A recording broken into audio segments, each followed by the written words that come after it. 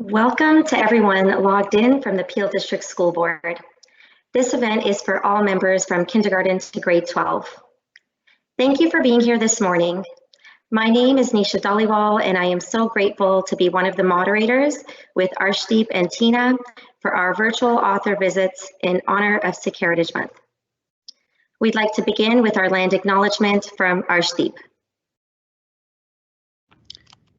Nisha, we want to begin by acknowledging the land on which we gather and on which the region of Peel operates is part of Treaty 19 lands and territories of the Mississaugas of the Credit. For thousands of years, Indigenous people have inhabited and cared for this land. We acknowledge the first peoples of these lands, the Anishinaabe, the Adawandron, and the Haudenosaunee, the land of the Métis, and most recently, the territory of the Mississaugas of the Credit First Nation, who are direct descendants of the Mississaugas of the Credit. We are also welcoming today our guest Simran Jeet Singh, who lives in New York City, the site of the traditional territories of the Lenape people, called Lenapehoking. For over 12,000 years, the region that is now Lower New York, Eastern Pennsylvania, and Delaware, and New Jersey, was home to the Lenape, the Delaware group, and their predecessors. They have since been pushed to relocate under colonial pressure to Oklahoma, Wisconsin, and Ontario, though many still remain there today. We are grateful to have the opportunity to work on this land, and by doing so, give our respect to its first inhabitants. During our first author visit, I reflected on the land and its return to Indigenous people, the connection to the economic systems under corporate capitalistic structures.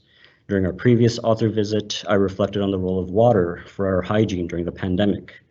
Today, I want to reflect on the land, fresh air, and its role in maintaining my personal and mental and physical health, and all of our mental and physical health. Again, this is something that I'm reflecting on as the pandemic progresses from lockdown to lockdown, and as the season changes from winter to spring. Being cooped up inside, I truly do appreciate the chance and the privilege of being able to go outdoors, enjoy nature, fresh air, and even going on trails for walks and jogs. But again, this benefit does not come without the reciprocal relationship to our environment. If we want to keep nature around to heal us, then we need to make the effort to preserve it. Let us come together as communities to maintain land, water, and air in all its natural healing splendor all around us. Thank you. I will now pass it on to Tina. Thank you, Arshdeep. That was very well said. Today, we welcome a very renowned author, Dr. Simran Jeet Singh. He's an educator, a writer, an activist, and scholar who speaks regularly on issues of diversity, inclusion, and equity. Simran is currently based at Union Seminary and the Sikh Coalition, and he's the first Sikh wire service columnist in US history. He's the author of Fauja Singh Keeps Going, the true story of the oldest person to run a marathon, which is the first ever children's book from a major publisher, which is Penguin Random House, to tell a story about a hero from the Sikh identity. While he's an accomplished professor with graduate degrees from Harvard and Columbia, Simran uses personal stories, dad jokes, and a love for pop culture to connect with diverse people. That's because he understands that empathy is really built when we connect with one another as human beings. Simran connects with various audiences via Twitter, where he has about 93,000 followers. He also does commentary on programs like The Daily Show with Trevor Noah and hosts Spirited, a new podcast on faith and spirituality. Audiences are captivated by Simran's humor and inspired by his hopeful vision for a more loving and peaceful world. Please welcome Dr. Simran Jeet Singh. Hi, everyone. Sat Shri Akal. Nice to be with you, and thanks for having me. I'm really excited to share the story with you of Fauja Singh, which is a story that I love and care about deeply.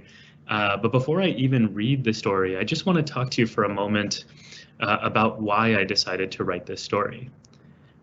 So I'll start by saying, I was born and raised in Texas in the United States. My parents had immigrated from Punjab, which is on the other side of the world from where I was born. And when I was growing up, where I was growing up, there really wasn't anybody in my entire area who looked like me. We were the only Sikh family with turbans in all of South Texas. And people would often ask us, why do you wear that on your head? Why do you look different? And I remember thinking to myself, I have 3 brothers, and we're all really close in age. And I remember thinking to myself and talking to them about it, I wish people just had a way to understand who we are. I wish I could just give them a book. I wish they could just see us in a TV show. I wish they could watch a movie. And maybe if they saw us in the things that they looked at, then maybe they wouldn't ask us all these questions. Maybe they would just know who we are and they would have respect for us already. And so my brothers and I, all the time, whenever we would go to libraries or bookstores, we would always go straight to the book section and look for children's books, books for kids our age that had characters like us. And we'd look and we'd look and we'd look and we could never find any. And I was always disappointed. Every single time I'd walk away feeling like, man, I just wish they had something. And one time I even asked our librarian at school, I asked her, is there anything in this entire world that I could show people so they could see what our community is like, what my family is like, so that they could just understand more about us? And my librarian, I was in elementary school at the time, I was still young. And my librarian, she wasn't trying to be mean, but she just said, you know, there aren't any books like that because those stories aren't relatable. And as a kid, that really hurt my feelings. I mean, the message that I got from her was, these stories don't matter. Nobody cares about your people or your community. And that really hurt. And also, I'll say, I didn't believe her, because I had friends all over in my school, on my soccer team, in my neighborhood, who did care about me, and they didn't have the same background as me. And so I decided that when I grew up, if there weren't any books out there that had characters that looked like me, or even if there weren't that many, then I would write the book myself. So that's why I decided to write a children's book that has a Sikh character in it. And honestly, as I was growing up, I kind of forgot about that promise to myself. I didn't think about it that much, especially when I got older. And just before my first daughter was born, I started going to bookstores and libraries to figure out what books should we have on her shelf in her room so that she can read when she grows up. And I started remembering that feeling when I was growing up, because I still couldn't find anything that had character, like nothing had changed in 30 years. And I remembered that promise to myself, that when I grow up, I will write a book with Sikh characters if there aren't any. And so I decided right before she was born that it was time to start writing the book. And then I'll tell you the last part of the story before we read it. As you all know, when you write your stories, you can't just write any story, right? You can't just sit down and start writing. You have to have an idea first. You have to think about what's interesting, what's a good story that people might want to hear about. So I started thinking.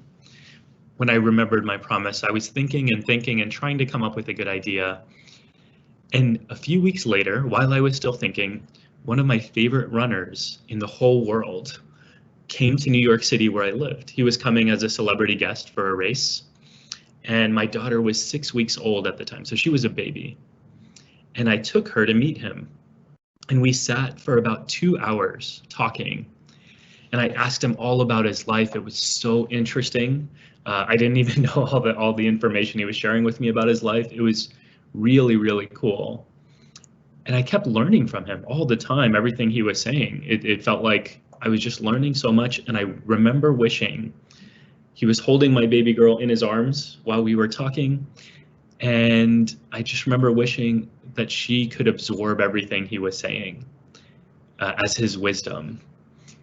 And it was when I had that thought that I realized that this was the book that I wanted to write. It's a really interesting story about an incredible human being with an extraordinary life. So that's always a cool story to tell, but also there are so many important lessons for our own lives that we took along the way. And I want you to look for some of these as I read the story, but I'll share a few of them with you. One important lesson is never giving up. We call that perseverance. And as you'll know, remember in the title, that idea is right there. Fauja Singh keeps going. He never stopped. Another important lesson is that we all have differences, and that people might treat us differently and they might not believe in us, but we always have to believe in ourselves. We don't have to rely on other people to believe in us to do extraordinary things. So that's 2. And the third thing I want you to look for in the book as I'm reading it is the idea of connecting with the people around you and trying to help them whenever you can. So those are the key messages of the book. They're key messages from Fauja Singh's life as I talk to him. So now I'm going to go to the beginning of the book and we're going to read it to you. It's called Fauja Singh Keeps Going, the true story of the oldest person to ever run a marathon. So we'll get to the beginning of the story and we'll share it with you all. And I want you to just notice how beautiful these illustrations are. The illustrator is an amazing artist. And so we'll look at these starting now. All right, if we can go back 1 page. It was a sweltering summer. Little Fauja Singh sat under the shade of a banyan tree in his village in Punjab, eating mangoes and watching the other children play. Fauja was smart and funny. He and his friends liked to play cards and marbles while sitting in a circle and telling jokes. But Fauja longed to join them when they ran and jumped. He longed to play hopscotch, to rescue a runaway cricket ball, or to run with a kite flying high across the sky. He wished he felt as strong as his name, which meant warrior lion. When he was very little, his parents thought he might never walk. Month after month and year after year went by, but Fauja did not take a single step. Aunts and uncles, grandmas and grandpas shook their heads gravely and said, "It's too hard. He's too weak."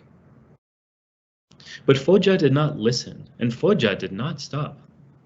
Instead, every morning, he would listen to his mother, who said, "You know yourself, Fauja, and you know what you're capable of. Today is a chance to do your best." Fauja practiced walking outside his family's hut each day, staying in the mud to soften every fall. He practiced and prayed for months. He could feel himself getting stronger, inside and out.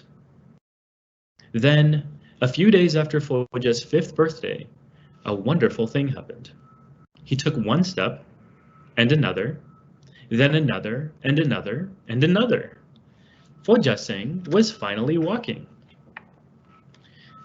Fauja's parents were proud that their son understood what he was capable of, and that he had worked hard to achieve his goals.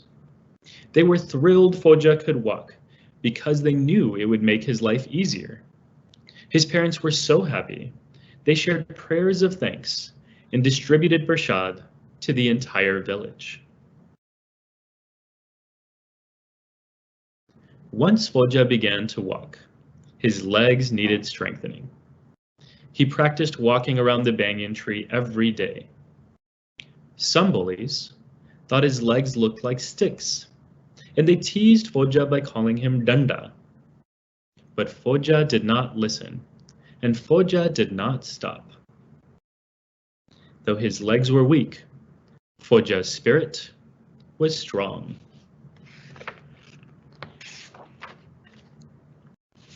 As Fauja got bigger, it was time to go to school. But the school was miles away from his small village. There were no buses. Fauja's legs couldn't carry him all that distance, and they couldn't bring the school to him. So while Fauja's friends went to school, he got his education on the farm, learning to plant, plow, and pick all kinds of crops. "It's too hard, he's too weak," said the neighbors. But Fauja did not listen, and Fauja did not stop. He'd walk behind the buffaloes, planting seeds and getting stronger with each step. Fauja worked and worked and worked. He walked and walked and walked. He farmed and farmed and farmed. And when Fauja turned 15, the whole village witnessed a new wonder. Fauja could walk an entire mile. Fauja progressed by leaps and bounds, and he took many big steps over the next few years. He got married, he had children, and he even got his own farm. Fauja loved life in Punjab. He loved flying kites in the open fields with his children. He loved the excitement of a close cricket match played with friends.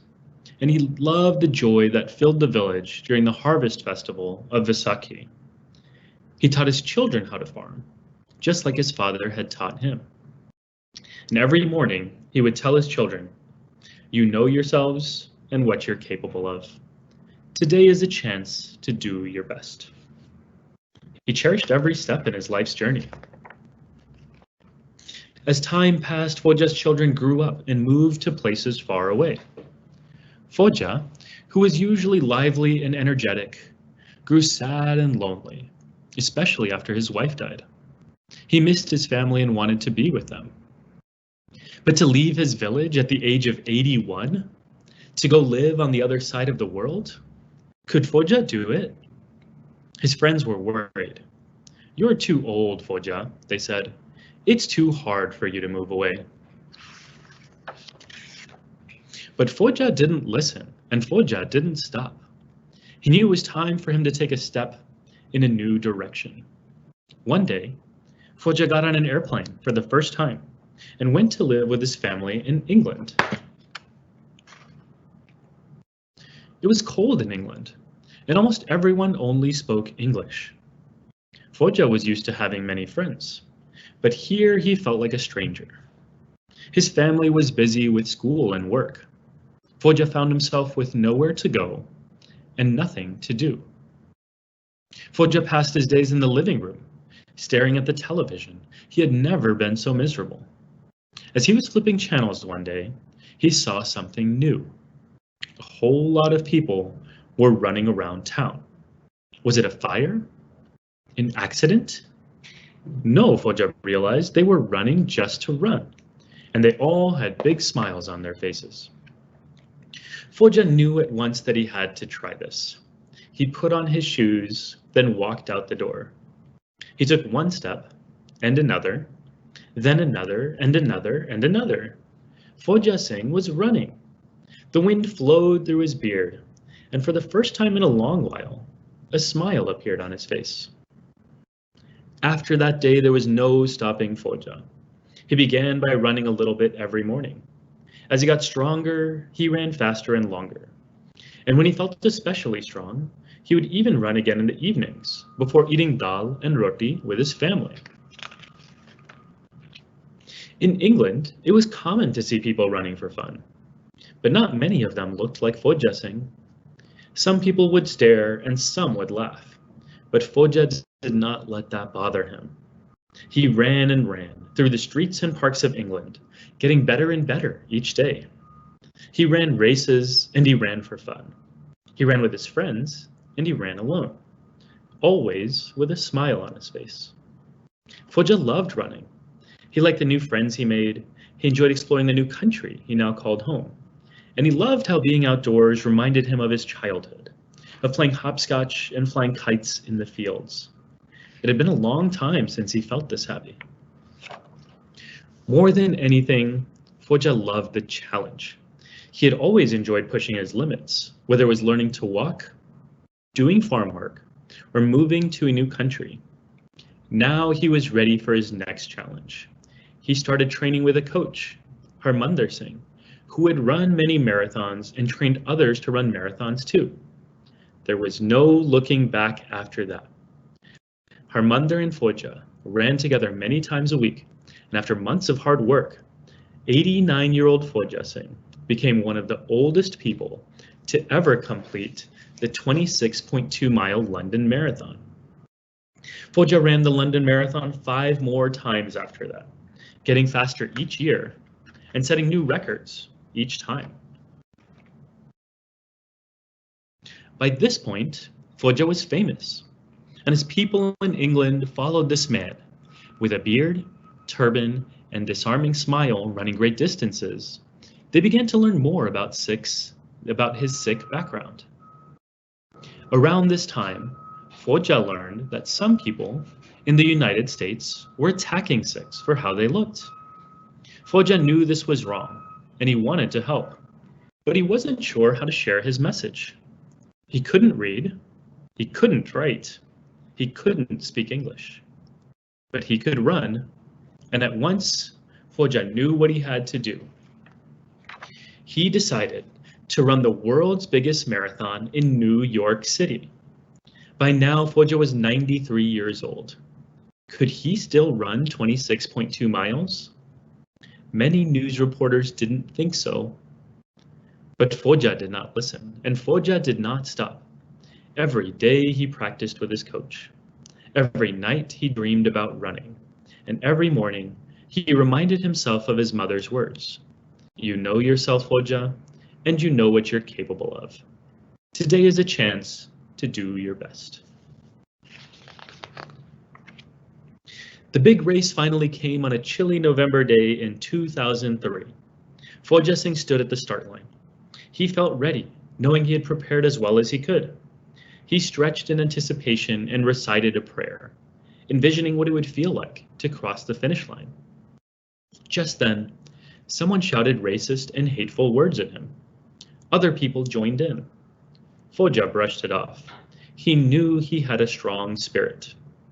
He ran, one foot in front of the other, and then disaster. The tender blisters on the soles of his feet had burst, and he was in a world of pain. He kept going, limping to the finish line, and he made it, but it was his slowest time ever. Fauja was so exhausted that he collapsed right after the race. Medics wanted to rush him into an ambulance and take him away to recover, but Fauja preferred to stay and recover in the company of his trainer and fellow runners. Fauja made it back to England, and for the first time in a long while, he was sad. Fauja had wanted to run fast and show the world what Sikhs could achieve, but he felt like his poor performance at the world's biggest marathon made him look weak, and that he had failed his Sikh siblings all over the world. Maybe they were right, said a voice in his mind. Maybe it is too hard. Maybe you are too weak. The voice made Fauja doubt himself for the first time in years, and it tried to convince him to quit running altogether. But Fauja did not listen. Inspired by his coach, he set a new goal for himself. He was going to be the first 100-year-old person to ever run a full marathon. Fauja ran every single day for years. He ran and ran. He practiced and practiced. He trained and trained. And when the day came, he knew he was ready. On October 16, 2011, 100-year-old Fauja Singh lined up at the start for the Toronto Waterfront Marathon. He was so excited that it felt like an electric current was flowing through his body. He ran along the course, and people joined him for a few miles at a time to show their support. He welcomed them with a smile, offering jokes to adults and high fives to children. As he ran, Fauja thought about all the things people had said he would never do. They said he couldn't walk, but he did. They said he couldn't farm, but he did. They thought he was too old to run, and yet here he was, running 26.2 miles at the age of 100. Fauja had never been more sure of himself. He hoped that children and adults everywhere would see him take on this difficult challenge and persevere with grace, something he'd learned through his faith. It took him just over 8 hours, but he finally did it. Fauja Singh finished the Toronto Marathon and set a new world record as the oldest person to ever run a marathon. He stood tall and smiled proudly, holding tightly to his medal. He had faced many challenges in his 100 years, but Fauja Singh always kept going. So that's the end of the story, and I'll just show you, if we turn one more page, I'll show you a photo of Fauja Singh in real life, what he looks like.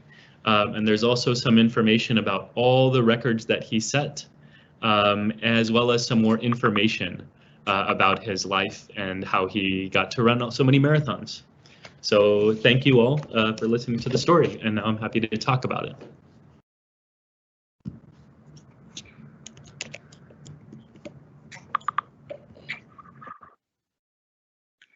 Thank you so much, Simran, for creating this wonderful biography of Fauja Singh and sharing it with us all.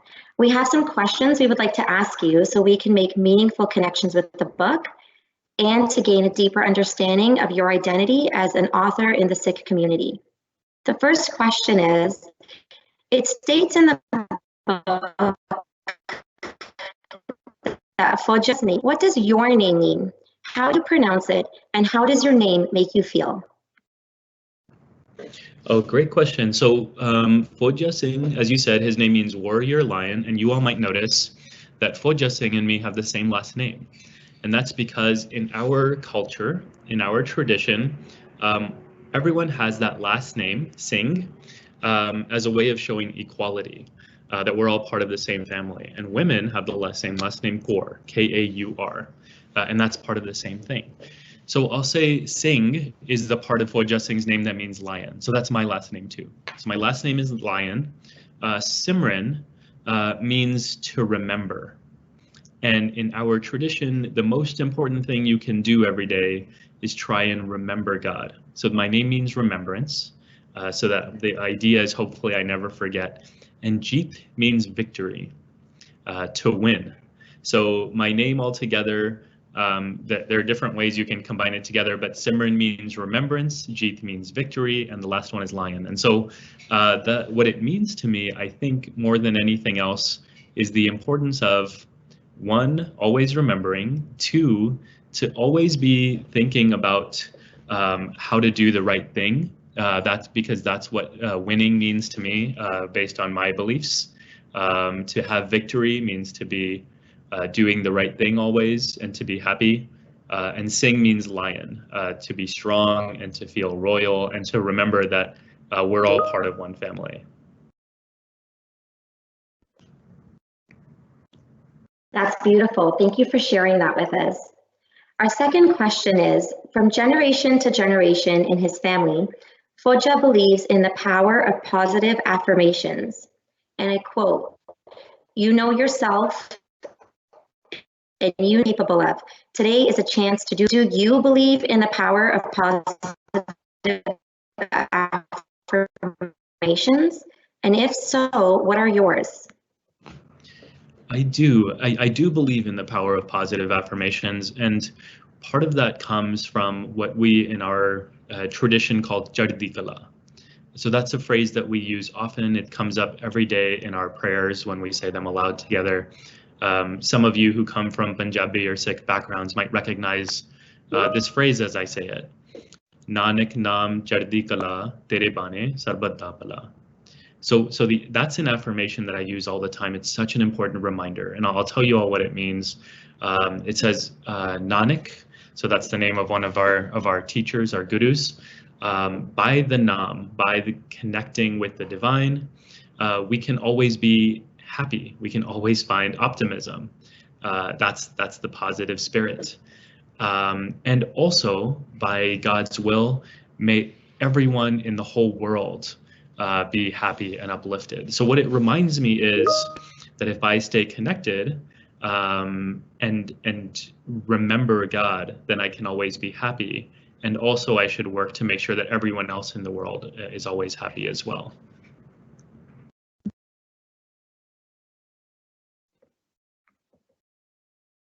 Beautiful. Thank you so much. The third question is, it states in the book, and I quote, he couldn't read, he couldn't write, he couldn't speak English. And this month on Twitter,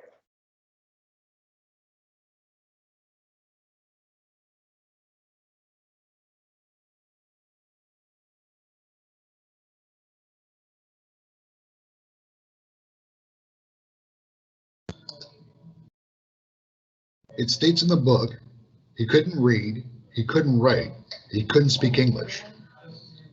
And this month on Twitter, he posted that in just 6 months, more than 21,000 copies are out in the world.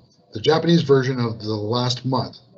The audiobook comes out this month, with the versions coming out in May. Can you tell us about the journey from how it started to how it's going? Oh, sure. Thank you. And I love that you mentioned the Japanese version because it just came in the mail yesterday. So I'm really excited to be able, you're the first people who I'm able to share this with. So this is really exciting for me. It's the first language that it's been translated into. I guess how the journey has been, it's been kind of amazing. If you remember when I was a kid and talking to my librarian and she said, it's not relatable and no one cares about these stories. I had that feeling I had that memory in my head when I wrote the book. And also, as I wrote the book and started sharing it with people, I got the same feedback actually. They said there's never been a sick book, like a book like this with a sick character before. We don't know if anyone will be interested. And again, like I knew in my heart that people would be because that's what makes us human. We're all curious. We all care about one another. We're all interested in good, interesting stories. And I knew that people would connect with Fauja Singh's story because he's such a brilliant person if they just had the chance. So I'm really grateful for all of the positive responses so far.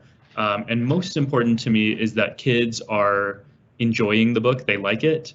And not just that they're enjoying it, but also that they're learning important lessons about life from it. And so, yeah, it's been a really lovely journey so far, and I'm really happy for that. Thank you. Our next question is, Fauja had trouble walking as a child. He was teased and bullied, and then grew up to become the oldest person to ever run a marathon.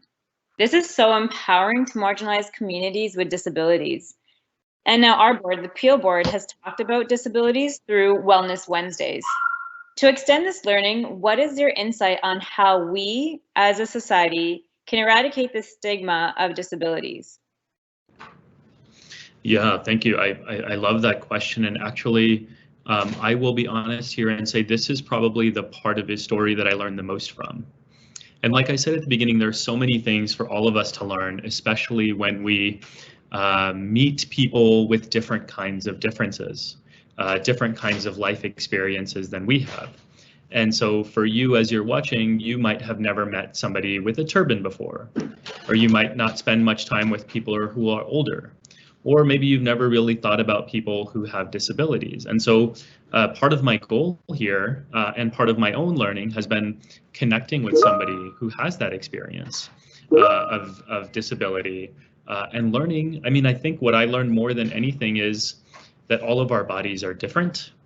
All of us have different experiences in life of all kinds.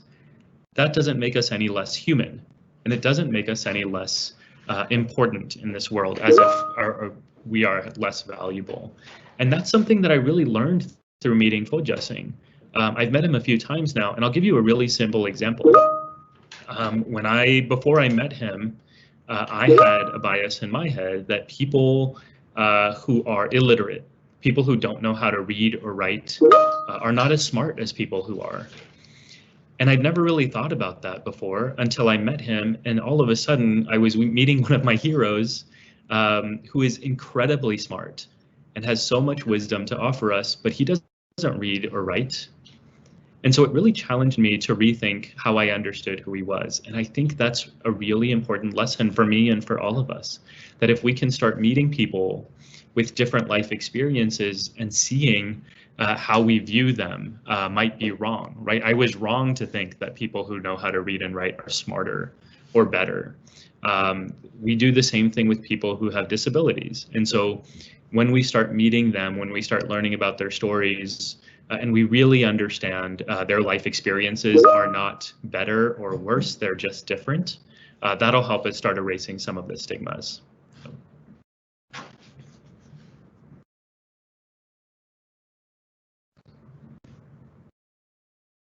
Thank you. The next question is, you have made history because your book is the first ever children's book from a major publisher, Penguin Random House, about a main character representing the Sikh Punjabi diaspora. What does this mean to this marginalized community? I can't speak for the entire community, but what I can say is one of the most interesting things that has come about as I've shared this book is that kids have enjoyed it, and Sikh and Punjabi kids have told me they've enjoyed it. So that's great, and I love that. It makes me really happy because that was the goal. One of the things I didn't expect is that when Sikh and Punjabi parents, people my age or older, have seen this book, they've become really emotional. And at first I was really confused by that, because I said, why do you feel it so personally? Why do you love it so much? The book is for kids, it's not for grown-ups. And what I realized is that these people, including myself, are emotional because we've lived with the experience. We know what it feels like to be ignored and to not have resources like this. For that same feeling that I had growing up in Texas, every Sikh and Punjabi person I've talked to in the US or Canada has had that exact same feeling. And it's really sad, it's really painful, it's really lonely. And now to be able to change that for our kids and to say, you know what, your stories do matter. And people who look like us, people who come from our backgrounds can be heroes. And everyone should know that. I think that's a really important message for all of us to have. And the last thing I'll say there is, in a context where there's so many negative stereotypes around how we look, and especially specifically how I look, right, with a turban and beard and brown skin, and the kinds of assumptions people make about me and my community just based on our appearance, that's racism, and it really affects all of us. And so to be able to give a counter message, to show that people who look like us are capable of doing amazing things and being people that we can all admire, I think that's a really important contribution to the conversation for our community and for all communities.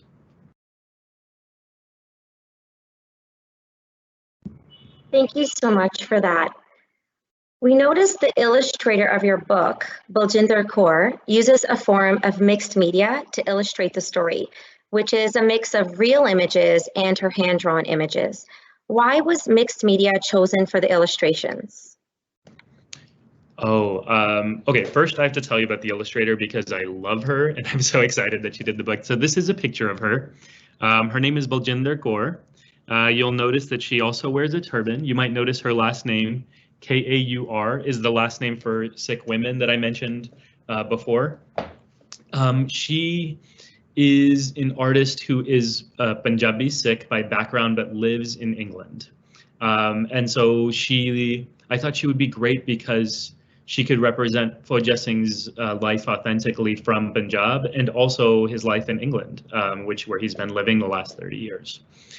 The other thing I want to say about her real quick is that she really cares about the elderly. And if you look at her art, I've been following her art for a long time. She often depicts older people, and in our culture, that's a really important aspect for us, that we respect our elders. So I thought she would be a great artist for Fauja Singh. What I didn't expect and what I didn't realize is the mixed media that you were talking about, Nisha. She would use, I can show you some examples, and they're all in the book. If you have a copy, I would tell you look for this because I think it's really cool. So for example, here's an example. This is the illustration that she did of Fauja Singh eating dinner with his family. But if you look really closely at the pictures on the wall, one is a real map of Punjab from the late 1800s. And this is what Punjab looked like before it was colonized. Sorry for the noise, I'm in New York City. So this is a map of Punjab it's a real map that she put into the picture. And then also on the same page, this in the corner is actually a real picture of Fauja Singh and his family. He's sitting in the middle, and his kids are all surrounding him. And so I love that you asked the question because I think the illustrations of this book are part of my. I mean, I just love them, and every time, even last week, I'll show you one more.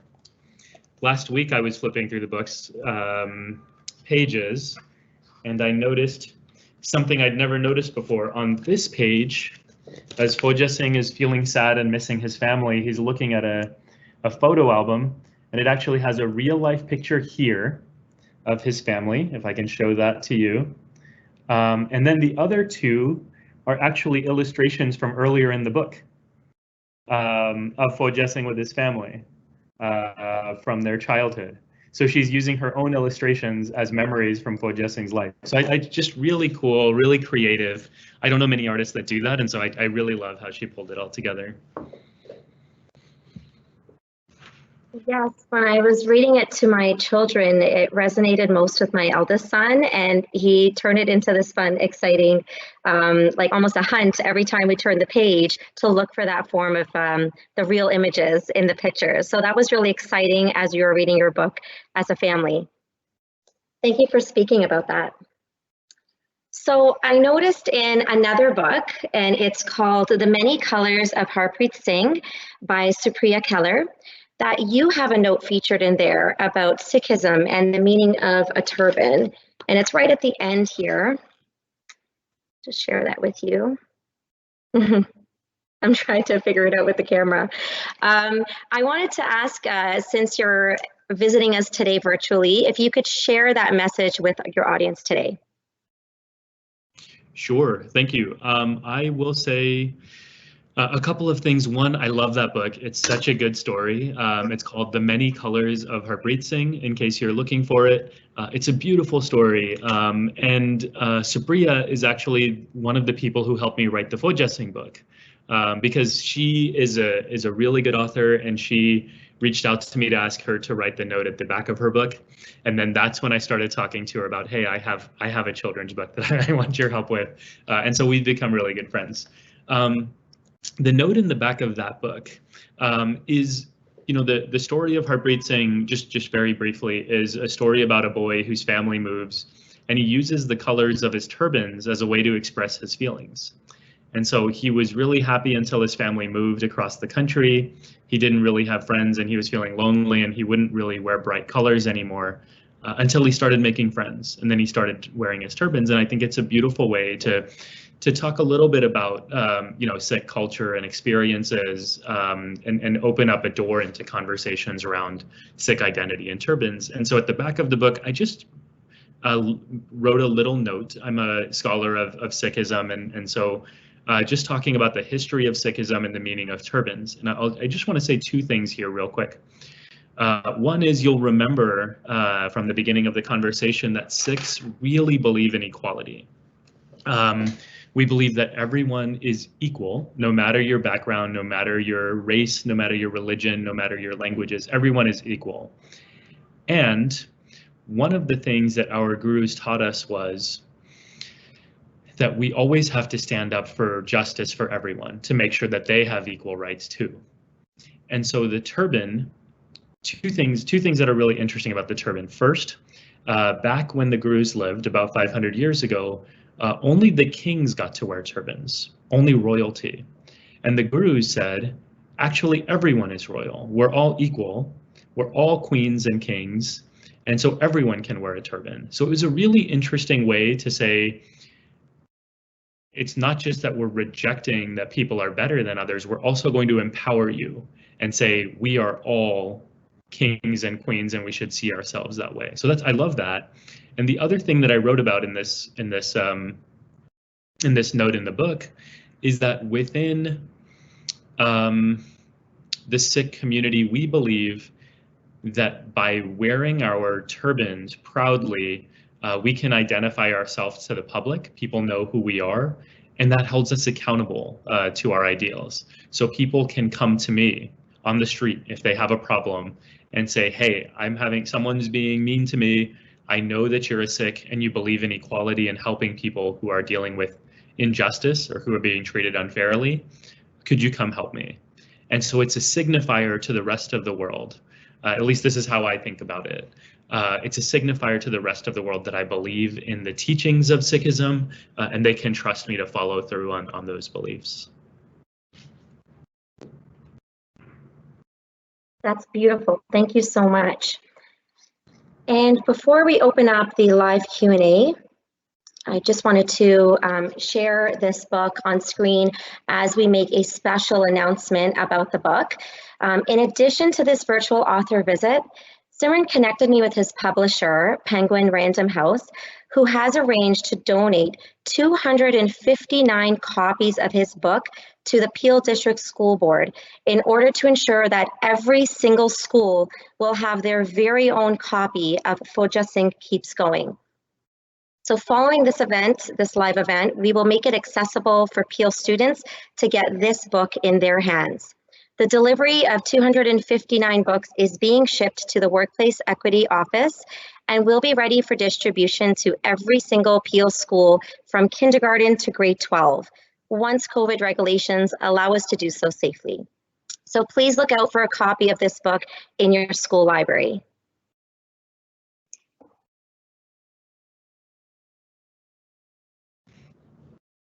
That's so kind and generous. Thank you. Thank you for sharing the book with all your students. I really appreciate that. Thank you. So our first question from the Q&A comes from Jeet. And and many others also have asked if you personally know Fauja Singh, and are you from Bayas Bend? Okay, great question. Great questions, all of you who have asked. I am not from Bayas Bend. I do personally know Fauja Singh. I've got to meet him 3 times. In case you don't know, this is pretty surprising to a lot of people. Fauja Singh is still alive. He just turned 110 earlier this month. His birthday was on April 1st. So he's 110 years old now. He still lives with his family in England.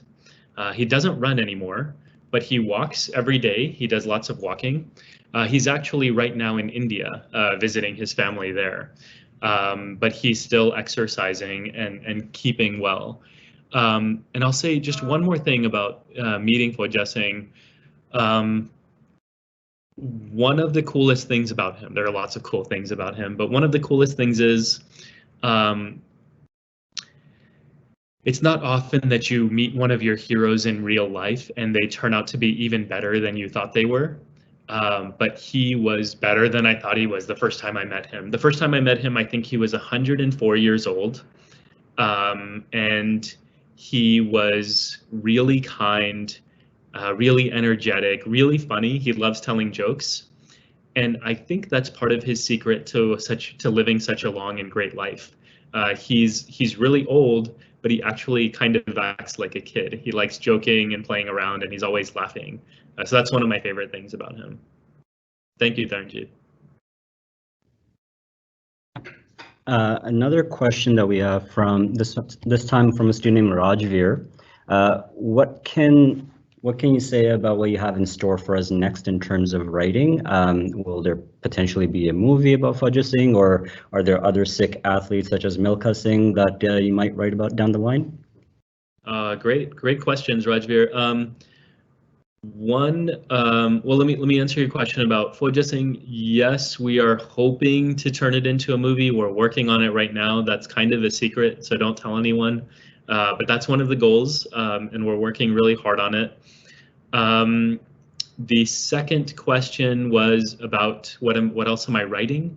The next book that I'm writing, that I'm actually just finishing, is actually for grown-ups, and I'll tell you what that's about, and then I'll tell you what kids book I'm working on. But the grown-up book is, you can probably tell that there are a lot of problems in the world, and that grown-ups don't have it all figured out. And so I'm trying to write a book that will help grown-ups deal with some of their own challenges in life by using ideas from Sikh teachings. So I hopefully will introduce them to Sikhism a little bit, and then also share with them some of the wisdom that I found valuable in my own life to answer some of the big questions. And then the next kids book that I'm working on, it's actually really hard to write a kids book. It takes a lot of time and a lot of patience, but the one that I'm trying to figure out how to write, the main theme is about seva, which is a word for service and justice. And the person that I'm inspired by and trying to write about is a woman in India right now who there's a big protest happening. Excuse me. There's a big protest happening there where people and farmers especially are trying to get equal treatment and equal rights. And there's a woman there who I learned about who left her family at home and has opened up a small school on the streets of New Delhi where the farmers are protesting. So while everyone's protesting, she takes in kids every day. Some of them belong to farmers' families. Some are homeless kids from nearby slums who don't get to go to school otherwise. And she every single morning is just giving them a chance to learn. And so it's a really interesting and inspiring story for me. And I'm trying to write a story inspired by her seva. Thank you for those questions, Rajveer. Thank you. Okay, so our next question is very about the emotions of yourself and other people that are close to you. So, do you read your book to your daughter? Does she like it? Did Fauja Singh like your book? And then as you're writing, what sort of emotions did you experience? Oh, lots of good questions. So I do read I have two daughters, one is 3 and one is 5. I read it to both of them whenever they ask.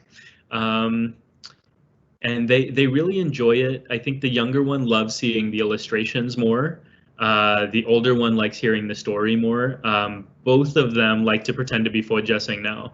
So they're always running around the house and saying, "I'm Fauja Singh," and then I tell them to stop, and then they say, "It says in the book, you said we don't have to listen and we shouldn't stop." And then I think, oh, maybe I should have written a book about someone else. But the girls love the book. Fauja Singh really liked the book, and if you remember, he doesn't speak English and he doesn't read. And so one of the interesting things is when we were writing the book, it was really important to me because he really changed my life. I started running marathons and learned a lot because of him. So it was really important to me that I told his story in a way that he felt proud. And so while I was writing it, I would talk to him over the phone and translate it in Punjabi and make sure that he was happy with what we were saying. And so I think he liked the story all along, but the most emotional that I saw him was when he saw the illustrations for the first time. And I think part of it is because he was looking at the illustrations from when he was a kid. That was more than 100 years ago, and he doesn't have many pictures from when he was a child. But he would look at the illustrations and remember things about being a kid that I think he hadn't thought about in a long time. So he really loved the book, and he especially loved the illustrations.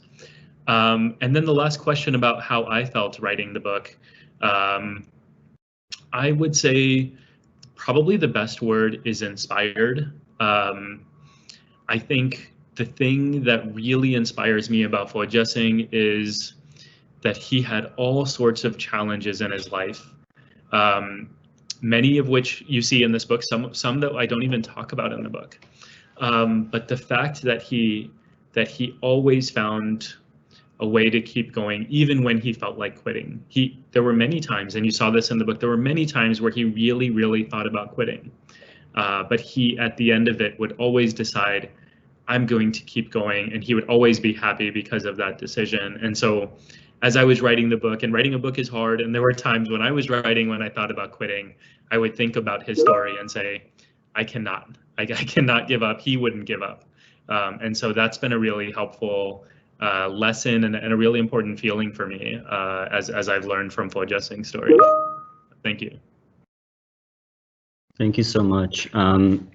So the last question that we want to ask, and you've spoken about this through various media outlets as well, but just talking about global issues that can be a trigger for trauma in our community.